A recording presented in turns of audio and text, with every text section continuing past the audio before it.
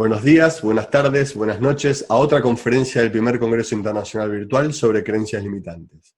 En el día de hoy lo tenemos como invitado a Joel Diane. Joel es el creador de NPA, Non-Personal Awareness. Es un método que ayuda a gente a poder eliminar creencias desde una perspectiva diferente, desde la identidad. Joel nos va a explicar su método en esta conferencia y nos lo va a mostrar como un ejercicio. Muy buenos días, Joel, y gracias por estar con nosotros. Good afternoon, Joel, and thank you for being here with us. It's good to be here. Thanks for having me on. So, what brought you to create this method? Now there's a question. So the method's NPA, which stands for non-personal awareness, and it came as a bit of a surprise, actually, because what happened was I'd been teaching something called The Journey, it was created by someone called Brandon Bays. I'd worked with her for about 12, 15 years. I taught it all over the world, and I was really happy doing it. But what happened was I literally was journaling in a coffee shop in 2007, just local to where I lived. And I journal a bit like, Conversations with God. Maybe, I don't know if your folks have heard of that book, but it's like talking to God and having a bit of a shout. And literally, as I was doing it, I often say that a prayer just sort of happened. But whether you believe in prayer or not, it's like an intention. It just went, okay, God, grace, whatever, the universe, if there's something specific that wants to come through me in service to humanity, I'm ready. And I was a bit surprised because I was kind of at the top of my game, but let it go. And literally a week later, I was there journaling, and the 6 simple lines that I now call the NPA process literally popped out of me. And it was very fascinating to me because the journey work that I was doing was like, it's an amazing process. It's very emotion focused. It works on sort of working through your history.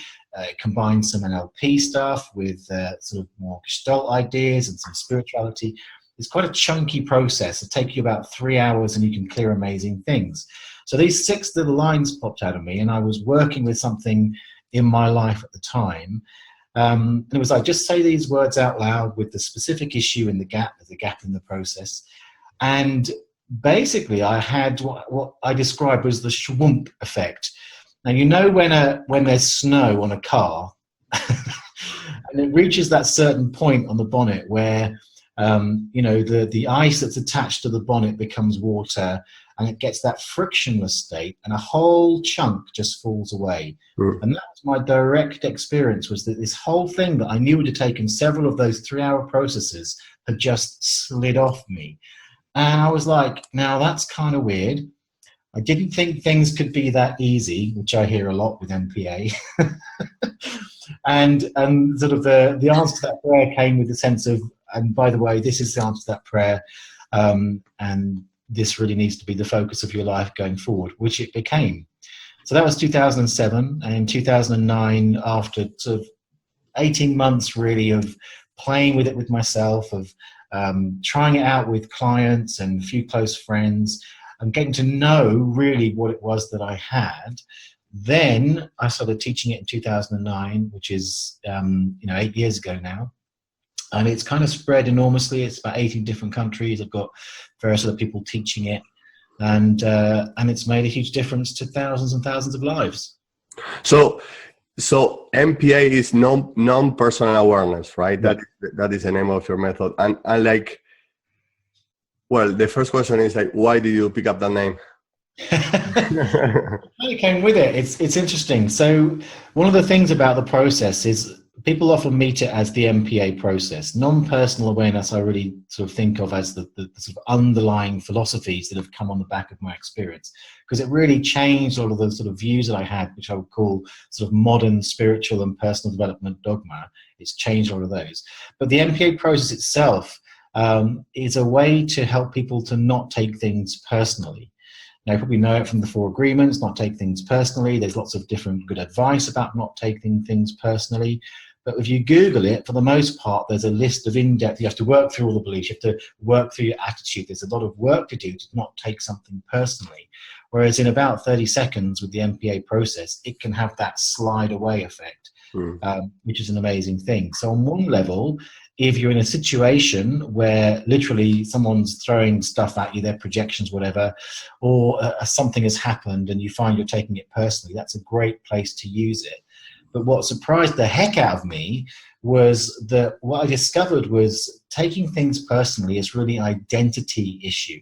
It's about who you say you are, and started to work much deeper with how that taking things personally is one of the major causes of suffering and limitation in people's lives.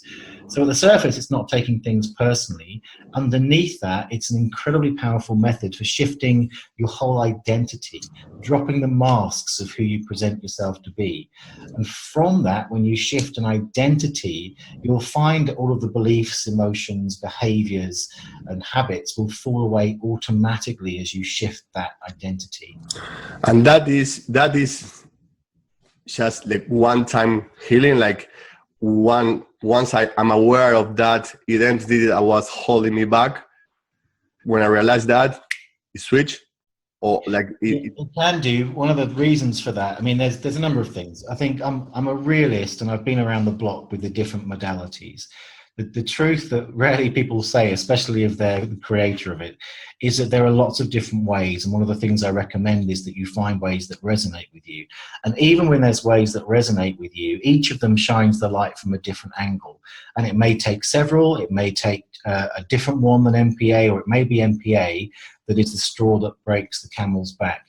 What I've seen is that more than I anticipated, a single use of MPA can really make all the difference.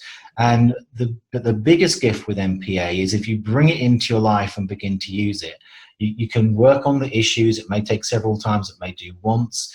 But the more you use it, the more you're delivering that awareness that fundamentally nothing is personal. And that brings a tremendous fluidity into your life. Because when you take something personally, it's like experience comes to you, and then it's there, it comes to pass, it comes to be experienced, and then leave.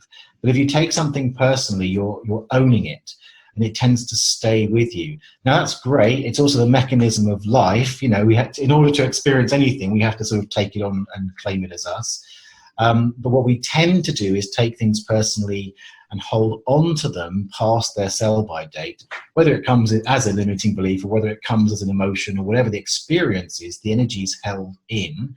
And as you begin to really, at a very fundamental level, through practicing the MPA process, have this non-personal, it's not personal perspective alive in you, then you tend to find that kind of sticky, Velcro kind of experience that we have, where things come in, get stuck like fluff on this big Velcro suit. You become more like Teflon, and things can flow through. So those things which truly matter to you, those things which truly resonate with you, tend to hang around of their own accord, because there's a chemistry, there's a synergy with you. And the things that don't really resonate with what truly matters to you can then slide through. They don't have such a great impact in terms of suffering. They don't have such a weight on you, such a burden on you, and can just flow through. So the people that really engage with MPA, that they bring it into their kind of their energetic world for a period of time and just really work with it, find that they get very clear on what's true and what matters to them, and the rest of the stuff kind of flows through. But the interesting thing, Pablo, is that it's not about having this positive frame of reference. It's about changing your relationship to who you are, and therefore how you relate to the experience. So in that sense, it's not that you don't get any struggles, any suffering, or any of those kind of things.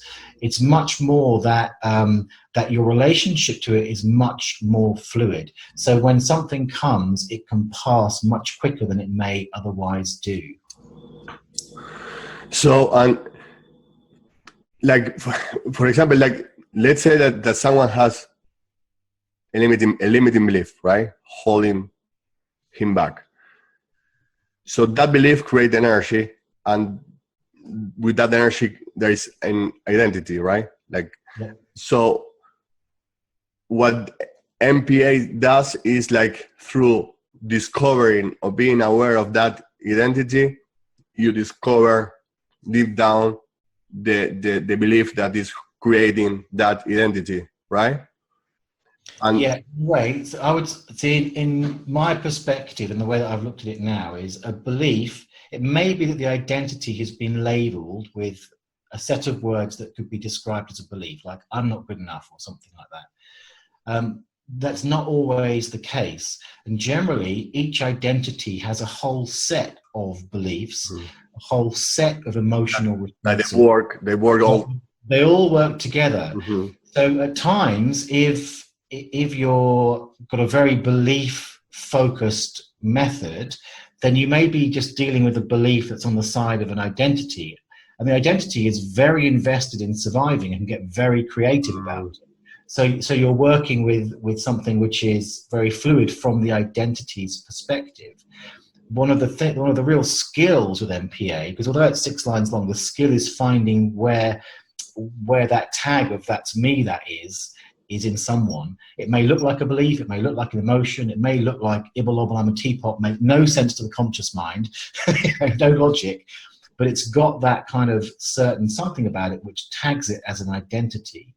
And then when you shift that, it will take with it all of its beliefs, emotions, behaviors, habits, and all the rest of it. It's actually very highly leveraged in terms of the number of the beliefs. So one of the things that I find with MPA is if someone comes who has that they've trained in a certain modality, they'll often bring those ideas to the table. So one of the things, for example, if we look at beliefs, if there's a belief-focused therapy or method, and the person isn't naturally spewing out beliefs, they may be more emotional, there'll be leading questions involved to try and take them from their natural expression, where the identity will be, to a belief. Now, I'm not making that wrong anyway, because there's really good reasons at certain times to help people to get from out of the emotional state into beliefs, and vice versa, from a belief state into the underlying emotion. But what MPA is interested in is what is the containing identity that is there. And so a big part of what I teach with MPA is how to listen genderlessly, how to listen in a way which can notice the flag of the phrase, expression, that is really tying into a specific identity, which will have underneath everything else. And then it moves it all in one go. And I guess that also that identity growth every year, and like also depends about the religion, about the culture, the country that you live in, your family, friends, right? Yeah, I mean, each one will be very complex in its own way, I imagine. I mean, in one sense, they can be simple. I wouldn't put a limit on how they can show up. The main point really is that because you're working with that sort of identification, I mean, the reason I sort of bang on about it is because people can get very tied up in looking specifically for belief or emotion or whatever the modality is. Again, all well and good, but for MPA specifically, it's interested in the whole thing. So if you think of each identity as you could look at it as we've all got multiple personality disorder in a mild way. We all have many identities that we could make up who we express ourselves to be. So in a way, what MPA does, it shifts your relationship to that specific identity that's causing suffering, and basically ends the relationship, or at least tidies it up. So one of the reasons it can work very quickly is because, as you know, you can fall in love in a heartbeat, and you can fall out of love in a heartbeat. So when you're changing a relationship, once it's done, and then everything else will take care of itself. But identity is, again, with MPA, we don't get too deep into the analysis of it. It's like all you need to do, it's very simple, is notice where that identity is in the expression, feed it into the process, take them through it, and then let the energy get on with it. So people will find that they have, they might have an emotional response to it. They may have an aha moment. It may seem at times, which is kind of weird, certainly wasn't my experience with the emotional approach I was doing before, that it seems like nothing has happened. And yet they'll step into their life and things have changed dramatically. And the non-personal thing, if you look at it through the quantum physics perspective, is like, you can think of it, the quantum physicists call it non-local. There can be a non-local response to doing the process. I'll give you an example of that.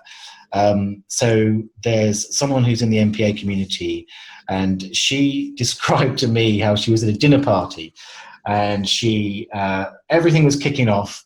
You know, it was like a family gathering. It was all kicking off. She's like, oh God, I don't want to deal with this. So she stepped away, went to the bathroom, and she did the MPA process. She did what I call a spew. She talked about what was going on, spotted what it was in her, did the process. She stepped back out of the bathroom and said it was like she'd stepped into an alternate reality, because somehow in that time, everything had impossibly worked itself out and harmony had been restored. So she didn't have any big aha when she did that. She didn't have any sort of emotional response to it. She just took care of the process and her experience, and then things outside of herself changed, which is kind of weird. But for the most part, people have some kind of internal response which gives them the sense that they've achieved something. So, okay, so I would like to do an example, like about the method, but like, so you don't have to go, like, you don't go deep down. Why do I feel this way, or why do I think I'm this way? You just feel the energy of that identity and deal with it and let it go, and just like. I'll explain it, then we'll do it, because when we do it, okay, we get to see what I mean. So we don't dig or lead. There's loads of good reasons to do that in different circumstances. The first part of it is what I call a spew. I'm going to invite you to spew. So I use the word spew deliberately because, well, in the English language, it means two things. You can spew yada, yada, yada, yada, yada. But there's also the other one, which is, you know, spew. Yeah. And I often say, how in control are you of what comes out of your mouth when you're not at all. So the invitation is to just be like we're over a cup of coffee, you're relaxing, your analytical, therapeutic, personal developmentally trained mind isn't necessarily switched on, because that invites your natural expression. And then within that, I'm literally going to be listening for what expression comes out of you that has that kind of tag, that thing. And I'll feed it back to you, we'll put it through the process. So within that, if your natural expression includes those things, and I often find I'll sit just in that holding the space, especially if I'm working with a coach or a therapist, and they'll be doing their own, they can't help it, you know, it's like trained in, but it's part of their natural expression. That's fine, whatever it is. But other people who maybe haven't done this kind of thing will just be going through the story or whatever. So methods I've used will try and get them out of the story into the underlying belief or underlying emotions. In MPA, I wouldn't do that. I would literally just listen, because that's where they're living. Their energy is active there. And people often say to me, you know, well, if you only work on the superficial level, you won't get all of those underlying beliefs. Yeah. But an identity is like a set of keys that you've lost that's hiding on top of the table, but you just delete it so you can't see it. And to me, when you get the whole identity, it doesn't matter whether you grab it by the superficial or by its root. It's like where the energy is active will be showing in the person. So let me give an example. Let me illustrate that before we do the process. I know what I'm going to do. Here's a glass of water, okay? So if my story is that I have to get to the root cause of this issue, then I have to get down and grab it by the base of the cup, okay? But the thing is, if I then may be working for the more mid-level analytical well, I'll be grabbing it by the middle.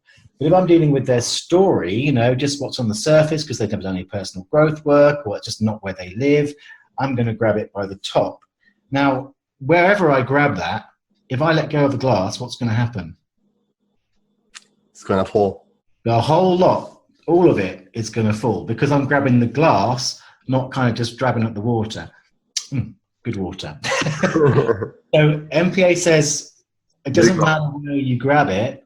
The point is in the client, the clue's in the client, right? Wherever the energy is, it's going to show itself. And in MPA, we don't care whether that seems, according to my therapeutic mind, a surface thing, or whether it seems like a really deep thing. And people find their own natural level. People who do loads of therapy are often bottom feeders. You know, we're down the bottom digging through the stuff because we love it. Great. You know, that's where we live. And other people aren't. So it's okay. That's why it works really great with loads of people that wouldn't normally do this kind of thing. Anyway, let's take you through it. Okay. And get a sense of what it is. So it starts with a question, just a simple neutral question. There's two ways we can use it: what you'd like to allow to pass, or what you'd like to allow to come. So letting go of the yucky stuff, or letting in the yummy stuff. So what do you want to play with? Letting go of the yucky stuff, or letting in the yummy stuff? Letting in the yummy stuff. Letting in the yummy stuff. Okay. So the question for that is, what are you not experiencing that you would like to allow to come? I'm just going to invite you just to start talking about it without thinking, and I'll be listening. Like, well, have this, like, in any level? Yep. Okay. The question is, what are you not experiencing that you would like to allow to come? Well, I'm working through, like, this project, like, having, like this way to teach people how to live, or how to rediscover their passion and how to live with their passion. I'm working on that. I started like 3-4 months ago. So I'm working on that, and I would like to have that. And in every, like, in the main countries in Latin America too, Spain, like, helping them to rediscover their passion and give them the opportunity to realize that they can live about what they love, for example. Like, that kind of feeling I would like to have. Okay, so right at the end there, which is a great example, you said that kind of feeling. So what I call I don't have it yet. Is you don't have it yet, exactly. So in there's some identity that's got it held out, because when you not letting something in, you've got basically something that says, not that's me, that is, it says that's not me. So I'm the person, That's cool, yeah. That kind of feeling. And the interesting thing is, going back to, if I'm seeking for the specific emotion, I'd be leading you into what is the feeling, what is this. But the thing is, you've already grabbed the glass with that kind of feeling. It's all in there, it's underneath. So we're going to run that through the process and then just see where that takes us, okay? I'm not gonna cry, no, right? You may do. It's all welcome, Pablo. It's all welcome. Okay, so just repeat after me. That kind of feeling. That kind of feeling. This energy of that kind of feeling. This energy of that kind of feeling. This pure energy of that kind of feeling. This pure energy of that kind of feeling is not personal. Is not personal. This pure energy of that kind of feeling. This pure energy of that kind of feeling is not personal. Is not personal. This pure energy of that kind of feeling. This pure energy of that kind of feeling is not personal. Is not personal. And I am willing to experience it. And I'm willing to experience it. Just be inwardly still for a moment. Notice and allow what, if anything, is here. And when you feel some natural completion, just let me know. Okay. I can feel the gap. I can feel a gap. I can feel a gap. You can feel a gap? Yeah. Like it doesn't belong to me. That energy doesn't belong to me. When I say it, I realize that I grab it. I don't know why, but it doesn't belong to me. Okay, gorgeous. So what you've got there is an awareness, like you're talking about the gap. If I understand you correctly, you've got the gap there. Perfect. So again, NPA, I wouldn't then try and fix it anymore, because you've just opened a doorway. It's like, I often use the analogy of all the MPA does is open the doors. Like, so far this has been knocking on your door, hence the agitation around not having it. And you've opened the door now and gone, oh, am I going to let you in? So you have awareness, and now you have choice about what you can do with that. But I would encourage you just to be with it. Awareness has great power. Awareness has the power to move things. Your awareness right now that you've been chasing it, and now it's there. It's like, oh, it doesn't belong. May mean there's more work to do, may mean that just that in itself allows it to move. But I would give it some time and space just to have your experience in relation to it.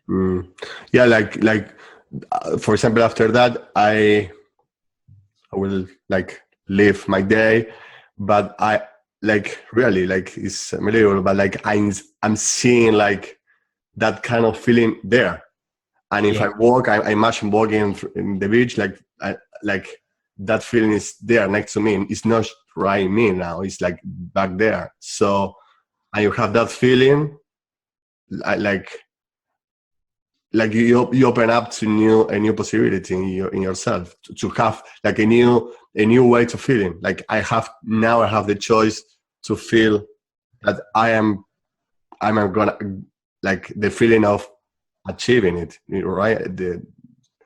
Yeah, I mean, to me, looking at it, and again, we've only got a chance to do this one really here, but I go back to what I said before about shifting your relationship to something. So this is something that you've called into your experience, but you've held it right out on the periphery, and you've made it, this is not me. And by doing this, you've shifted your relationship from it being kind of, I'm not going to look at it, I'm just going to live this game of I want it, but not quite, to actually facing it and dealing with the reality of what's here.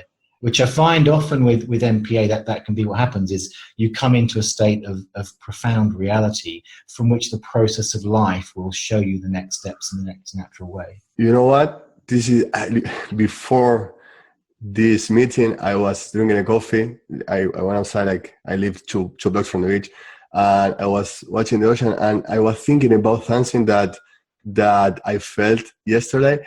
And you know what? This is the thing. It's like, what about, because like with this exercise, I feel like that energy is over there, but I'm relaxed about that. But what about if you, for example, like you have an issue with, like, let's say money, for example, like, you know that you do the same exercise with money, and you said no, like you open up.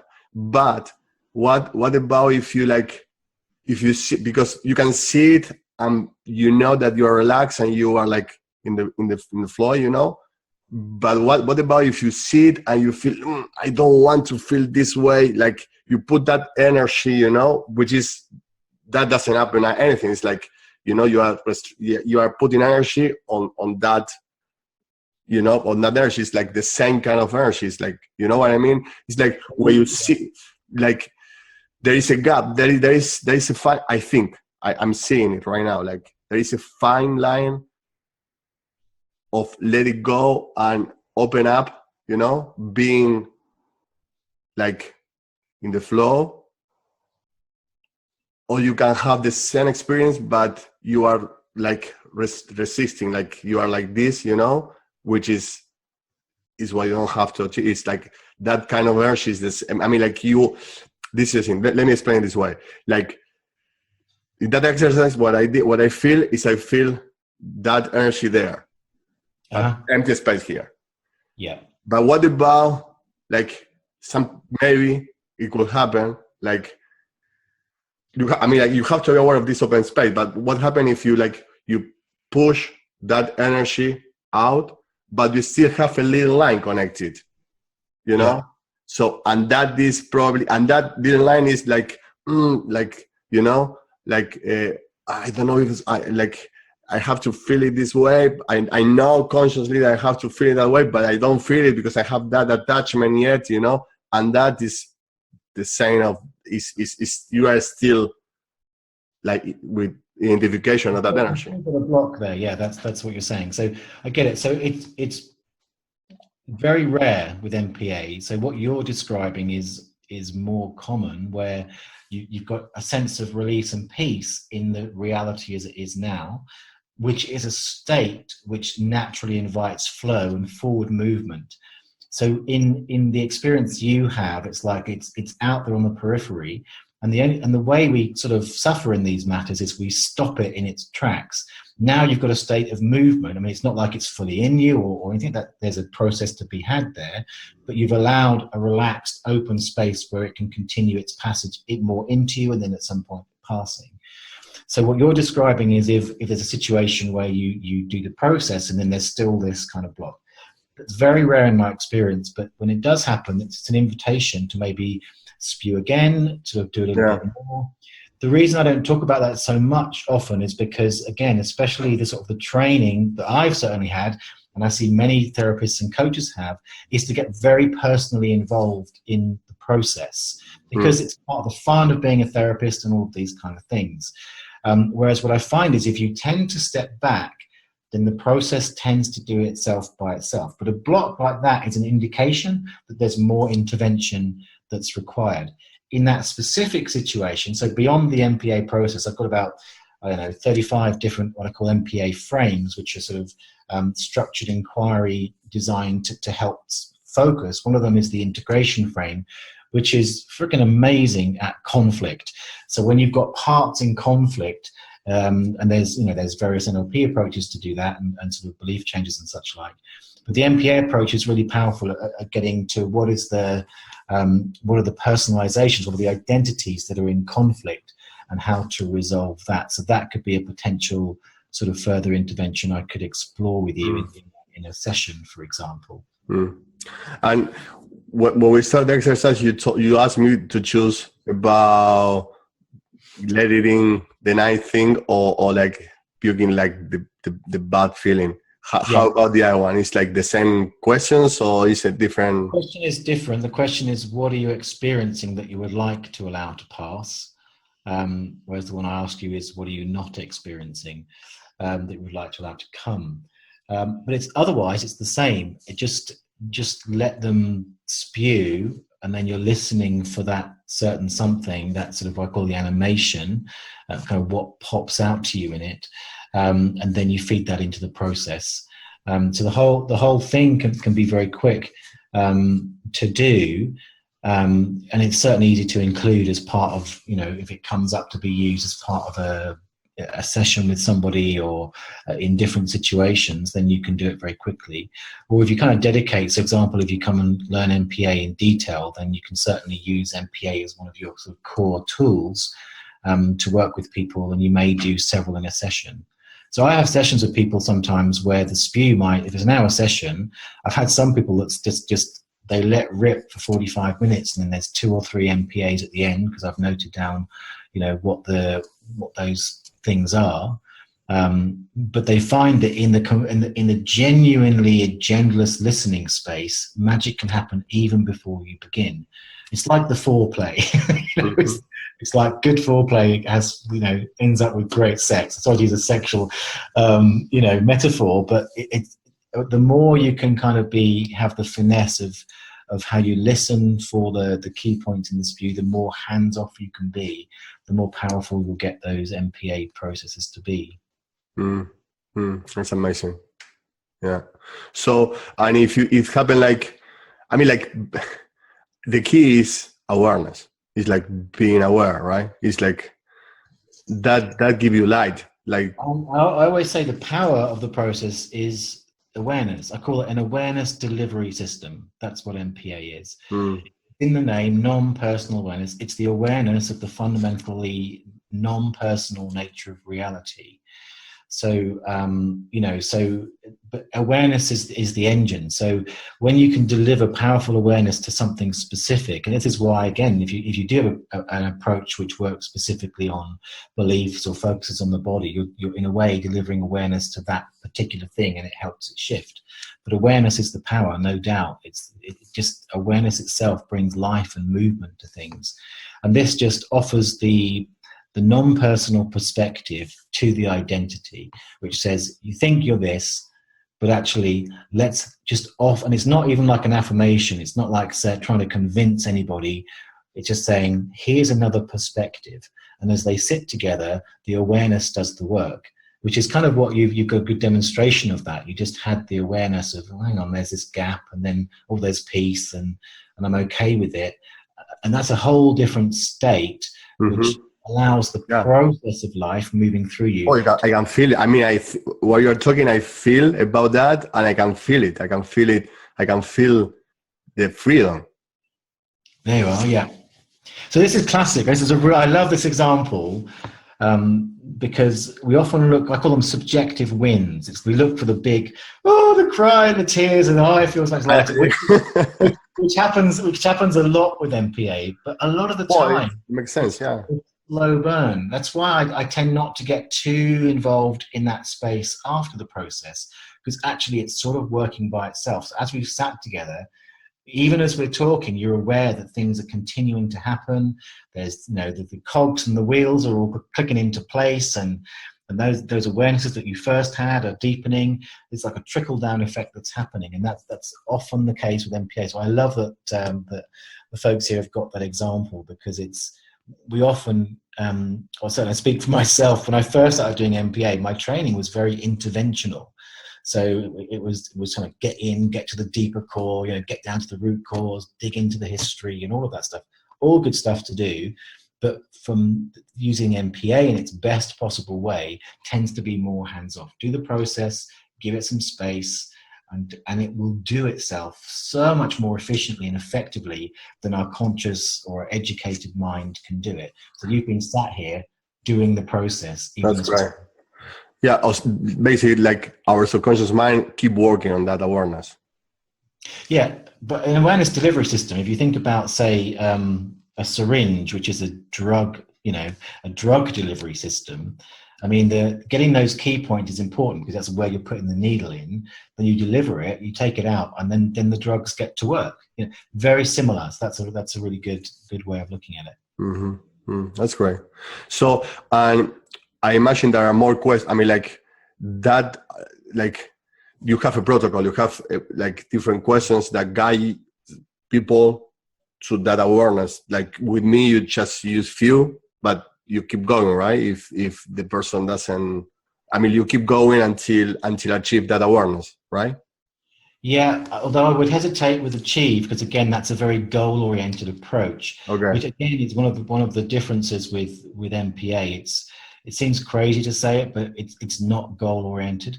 Okay. So, for example, anybody who's done NLP or those kind of things, there's things called, future pacing, or, visioning the future, to check with the body and to check with the unconscious mind and to check with things that something has happened.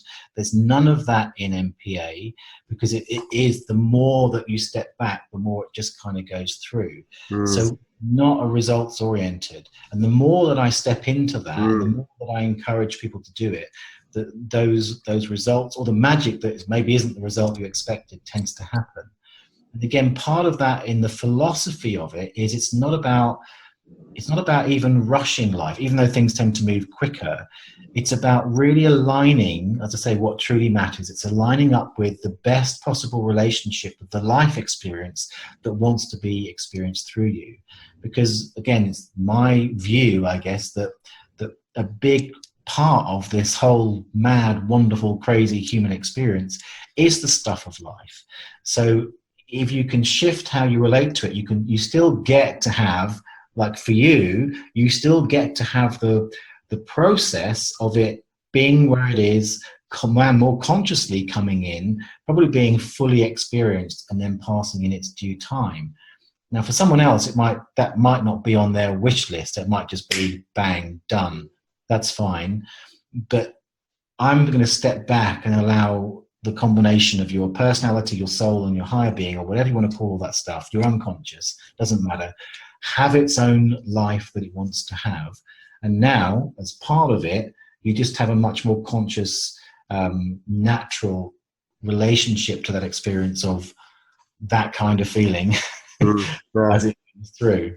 Yeah, that makes sense too. I mean, like, yeah, I think what you're talking is like being the observer, right? Be the observer with no judgment at all. So it threaded into the process, and the way that I teach it is very, I call it genderless, non-judgmental, non-goal oriented. And in that, you basically, to talk about it in energetic terms, you're creating a field of neutrality in which it becomes very frictionless. So I talked at the top of the call about, we go around with this Velcro suit on, like with all these hooks in us, in a very fluffy world, and you come back home at the end of the day of work and you're like a big ball of fluff. Whereas when you nurture and work with MPA and all of the philosophies that underlie it, you find that you begin to absorb this neutrality, where things are frictionless. So it's like there's monorails. It slides along without touching anything. That's very much one of the greatest gifts that MPA can give you over time, is a sense of that sort of neutral charge in relation to things. And by the way, that doesn't mean that you become this zombie-like. It's not about checking out life. In fact, my surprising direct experiences, it means you can feel life more directly, like those masks are gone. So rather than having this fluff ball around you, everything is kind of muted, you have this direct experience. But because you're not clinging on to it, you're not touching the floor while you're on your Harley Davidson at 110 miles an hour, going around a corner. It's like it can pass through, you can experience it, but it doesn't catch, it doesn't pull. It's just you experience it. So there's that deliciousness of experience, even if it's not always the positive ones. It's like, wow, life is happening through me. Mm-hmm. And so beyond working with the specific issues, and people come for, we've seen people go through pain-free childbirth, crazy, 18 years of depression gone, abundance issues gone, all of the stuff of life that people come to these things for. But the real gift is the people that have stayed with it, used it, embraced it. They get this sense of there's a more authentic, courageous life that they live, where they feel the experience of life, but not in a way that creates suffering on top of the direct sensation of it. And what about trauma? What about someone that suffer like trauma? How can Yeah, exactly. Yeah. When I remember, I went to Dublin. I had about 100 people in Dublin, and the work that I'd done before was, again, working on the emotional level. I dealt with trauma. I've worked with people who've been raped, had sexual abuse for years. It's been one of my specialties is working with abuse, and I didn't know whether MPA would work with that. But what I found is it doesn't really matter. That there's definitely a benefit if you've got some experience in holding space for someone who hits kind of like a core emotion or something. But in Dublin, someone kicked off. They hit some major sort of abusive trauma. I just again did the process, held the space while it let go, opened the doors on it. It was like really, really big experience. And whereas even the most some of the kind of really strong MPA experiences can be like 10 minutes when you finish the process. This took about 20 minutes of just sitting with him, just to notice and allow. The process did itself. There wasn't words coming through me, and it kind of released itself, and he had a sense of release within it. And then, of course, there's the frames, which I talked about, sort of the more slightly bigger structures. They all come down to doing the MPA process, but they're ways of creating structures that support people in specific circumstances, and those can be used. But I've definitely worked with people, and I've had feedback from people who've had major trauma in their lives. Again, I literally just had someone post me basically a case study, and she was basically had been raped by her father or brother, had been attempted murder on her, all sorts of things. I worked with her over we did actually a combination of some of the journey work, but then had a whole bunch of sessions of MPA. And she is living in a completely different world now. She's very clear in herself. The way she described it, as I said to her at the end of our time together, I said, it's like you've climbed this most amazing mountain just by really, again, not taking it personally, coming into a sense of her own, what matters to her, what's true for her. And she said, oh, yeah, what mountain? For her, it was like so clear that it was like so done with. In fact, once we'd done some of the early work, it was moving on from the history onto, who am I now? This because once you let go of identity, like I'm the abused one, or that's a very strong identity. Then you have to go into the space of, well, what the bleep now? Who am I without that identity? And then you can begin to open into the space of what resonates now, what sits now in the experience. So definitely I've had experience of it working with very, very deep trauma. It's like, it's like unbelievable. It's like, I imagine it's like open the door of that identity. It's like open up freedom. It's like, I mean, like with only that thought, like you are holding one identity that you have the power to open. You have the power to open that door and live a new identity. You have the power to choose your own identity. Once, is like thinking on that is like open up freedom in your life, control. It's amazing. Absolutely. I mean, those kind of shifts when you get them are very satisfying in terms of, the work that we do. It's one of the great gifts of being in this service to people, is when you see what is clearly a fundamental personality defining identity shifts. And it's good to hold the space for that, because it can be like the rug being pulled out of one's core identity. But fundamentally, it's something that's creating a lot of suffering, like huge suffering. So that it's an amazing, it is freedom. It's like freedom to start living beyond the history. And why do you think, even though that holding a specific identity causes suffering, why do you think that still people choose to hold on that identity?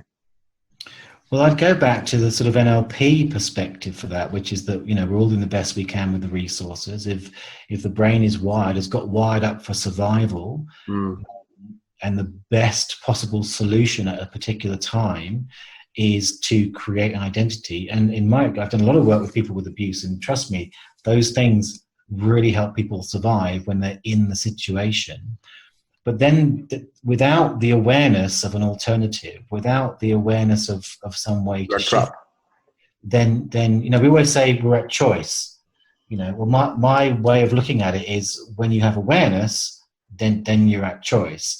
Until then, you're on automatic pilot, and you really don't have a choice. So a big part of the job, albeit, and I'll talk generally, that's not just MPA, this is all coaches, therapists, and the way that I teach people is to have an agendaless space, because your job is to help people to create greater awareness. And from that, the method, the mechanics, and all the rest of it will show themselves as the way to help someone to step into something which is a better example, or a better, more aligned experience of themselves. That's great. That's great. So we are just about the time. So just for people to know, we're gonna give like a few resources about your method after when this talk ends. But for therapists and coaches that want to, you train coaches and therapists too about your method, right? Yeah, the best way to do it is, well, go to my site. There's the free offering, which is an exercise called "Don't Take Them Personally."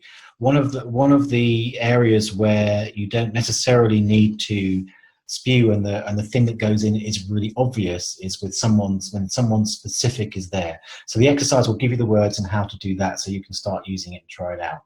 But the best way is to start with the MPA basic training, which you'll find on my home site, which is joelyoungmpa.com.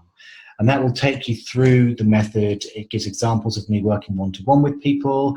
It talks about why things are fundamentally not personal, and walks you through how to do the process. And you'll also get a sense of, because I see so many common mistakes, especially with, bless us, therapists and coaches, because our previous training can be an inhibitor for maximizing how effective MPA can be. So there's a lot of stuff in there about how to spot what I call the animation, spot the cookie cutters, and the sort of common mistakes people fall into.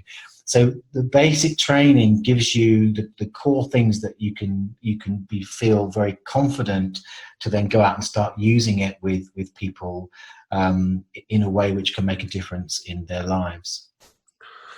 Thank you very much, Joel. Thank you for your time, for being here, for being this summit. I think that was of great value, all of what you have said and teach here. Yeah.